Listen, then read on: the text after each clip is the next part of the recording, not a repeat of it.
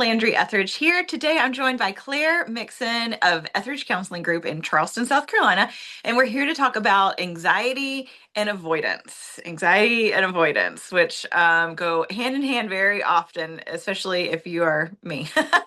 A lot of avoidance and procrastination. So I love this article, Claire, that you just wrote called Avoiding Hard Things Makes Anxiety Worse. Which I'm sure a lot of us probably do have that self-awareness, but maybe don't even know what to do about it. So I'm love that we can kind of dive into that today.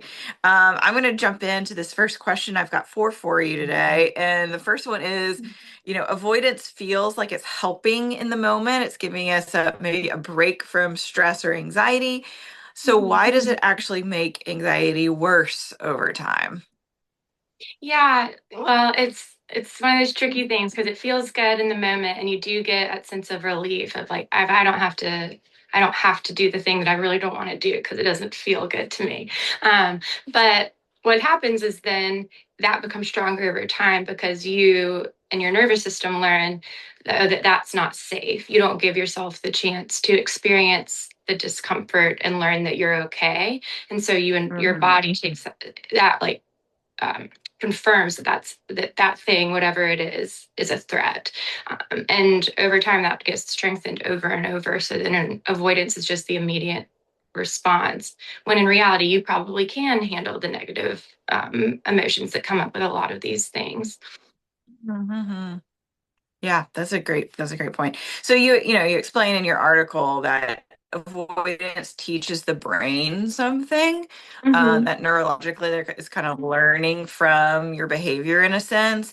What is the brain learning when we keep avoiding things or pushing things off? Yeah, so it's learning that doing the thing that you don't want to do is not safe.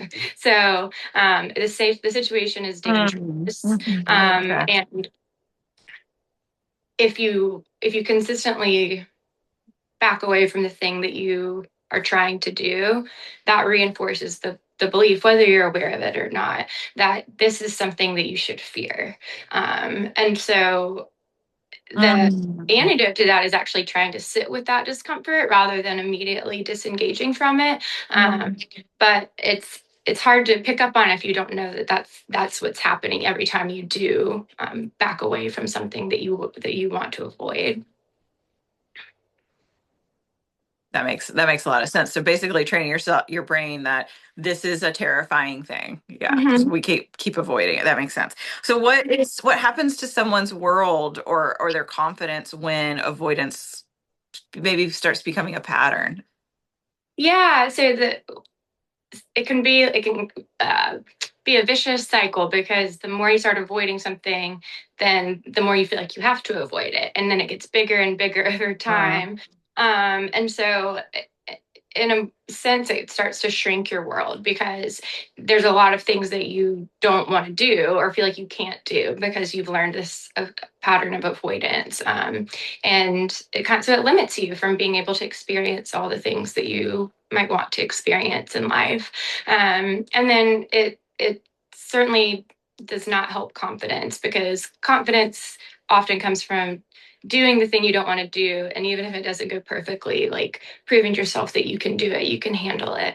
um, and so if you don't even give yourself the chance, then you start to believe, oh, maybe I can't do it or I can't handle that. So it mhm. keeps us limited. It keeps us from being more confident and growing. Um, and it's just a pattern that gets reinforced every time we do that. That makes sense. Now, if somebody who's watching this and is worried that maybe they're creating this pattern for themselves, and they want to kind of start doing things differently, what are some like small, realistic ways that they can start to kind of turn and face their anxiety instead of kind of avoiding or moving away? Yeah. Yeah. The good news is that this pattern can be changed. So um, That's there's, good to know. yeah, it's not easy, but it's certainly doable and it happens little by little. So the first suggestion would be taking a small step versus jumping in feet first to something. So if there's a task or a person or a situation that brings up anxiety for you, um, it, the best way to start is just to do a tiny little bit. So say it's a school project and it feels really overwhelming and you're like, you just want to keep putting it away. Rather than saying, okay, I'm going to sit down and do this whole thing. I'm going to block out for 5 hours and get this done. A better way to start to deal with those emotions is just to break it up into a tiny little bit and say, I'm just going to spend 5 minutes on this. Mhm. And over time, you kind of Mhm. build tolerance to that distress that comes up for you. Um, Mhm. and another one is kind of a mental reframe, and it's kind of shifting the whether you're thinking about this or not.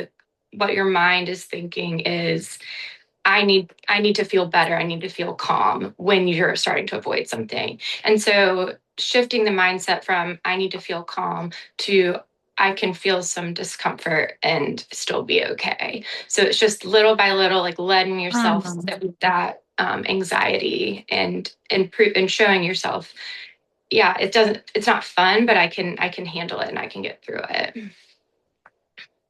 I love that. So yeah, teaching your body, your brain, retraining it that it is actually safe and this task isn't something to kind of shut down over. Mhm. Um, Well, thank you so much for your time, Claire. I think this is a very, very common experience. Mhm. I think particularly for women. Mhm. I feel like I learned something new today and I got a couple of tricks. So I appreciate that. Love talking to you. You always have such good, insightful wisdom to share with us. And for anybody out there watching who is noticing this pattern of avoidance, and maybe it's getting worse and you don't really know what to do about it, or at least it's not getting better, please reach out to etheridgecounseling.com and you can schedule a free consultation and talk about getting set up with Claire or another therapist here, so you can start tackling this and enjoy some freedom from this pattern. Thank you so much for watching.